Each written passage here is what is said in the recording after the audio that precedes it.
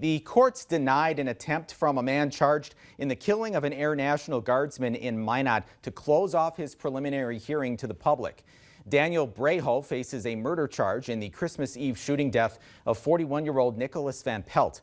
A preliminary hearing is where the court determines whether there is probable cause to carry the case over for trial. It's not proof of guilt.